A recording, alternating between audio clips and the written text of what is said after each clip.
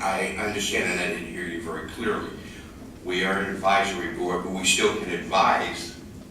We can advise that we don't think it's a good idea. If that's the choice of the committee, I don't know where the committee's gonna really come down on that. But if it's an advisory board, I don't think you should just roll over because someone says it may not be a good idea. So I'm trying to understand what the mechanism is if we wanted to engage legal counsel. Yes, counsel. I think that would have to come through a request for funds to use an outside contractor, because the law is to provide administrative support. I will say a couple of things. I have been very uninterested throughout this entire process of injecting myself into the middle of a debate. My opinion, which I thought it was forwarded to the ICOC, so I'm surprised to hear Mr. Stump say he hasn't seen it, but it was based on 15278 of the Education Code. The language in that paragraph is lifted from the enumerated provisions in the Education Code. Lawyers disagree with one another. That's what we do. It doesn't surprise me that that there are lawyers who disagree with me. It happens all the time.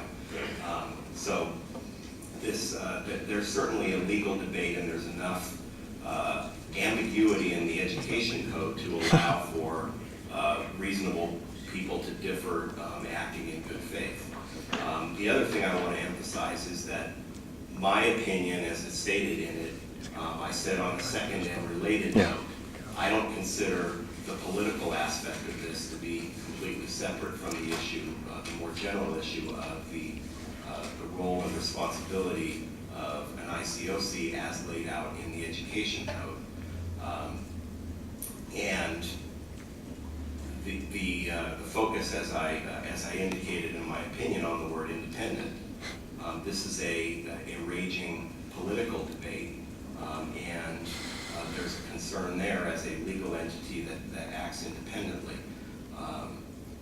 And again, with the disclaimer that I don't have a dog in this fight in terms of how I feel about PSAs or not feel about PSAs, but if this committee is going to study the impact of a PSA on the district, I don't know how you do that when you don't know what the PSA says.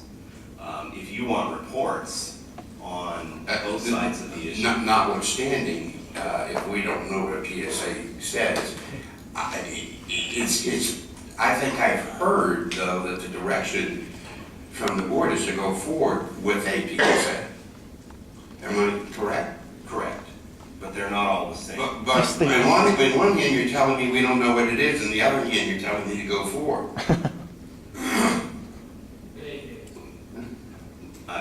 They're all the same. So, no, I'm just trying to get clarification. The point I'm trying to make is you could fill a pickup truck with studies that have been done on the impacts of a PSA. And I think what you're going to find, Mr. Stump provided some that I've read. There are more, and I haven't even begun to look at all of them.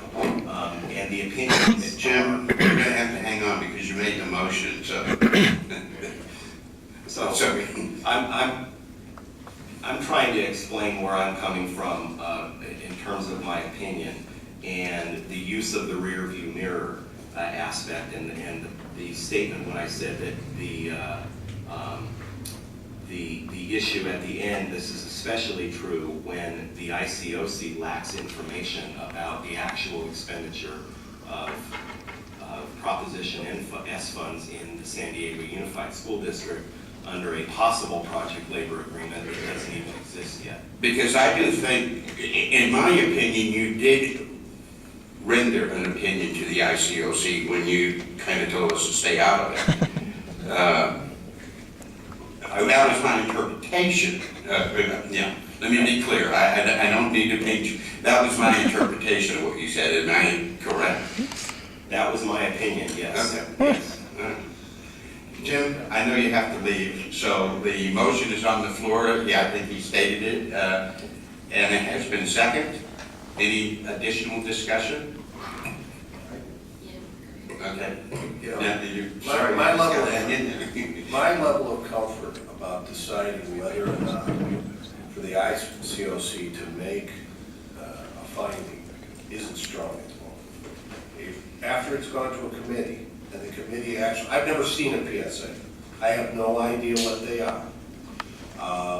You know, I know there was one for Petco, and Petco's a beautiful place, and I never heard a problem at Petco. You know, I maybe don't know anything. They were on And then- strike. But, Voluntary response, sir. okay, that's all right.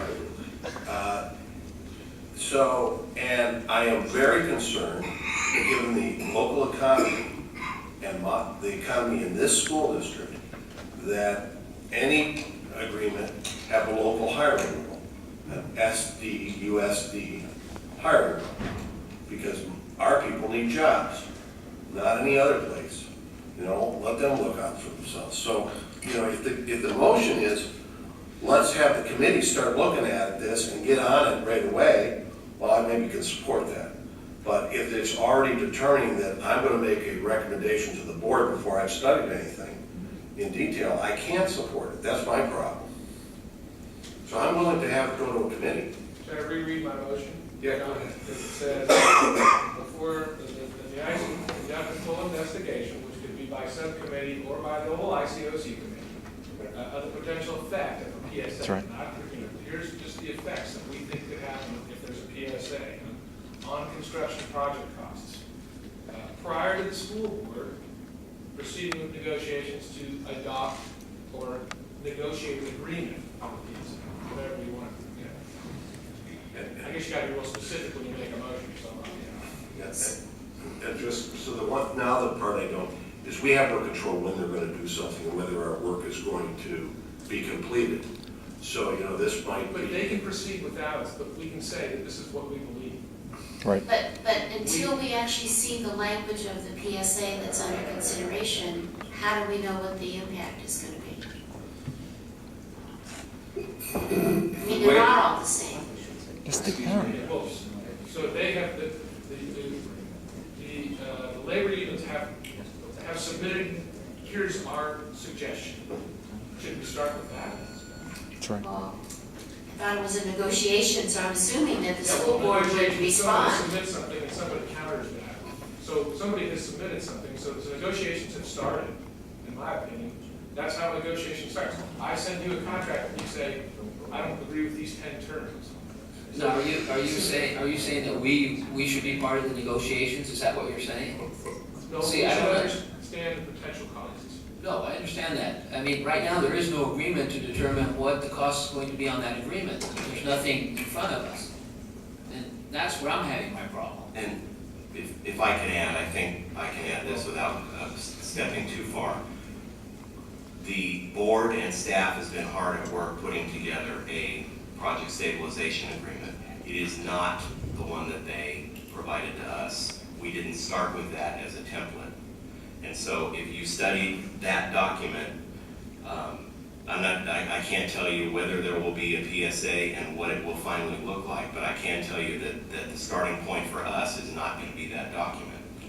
Well, and I appreciate that insight.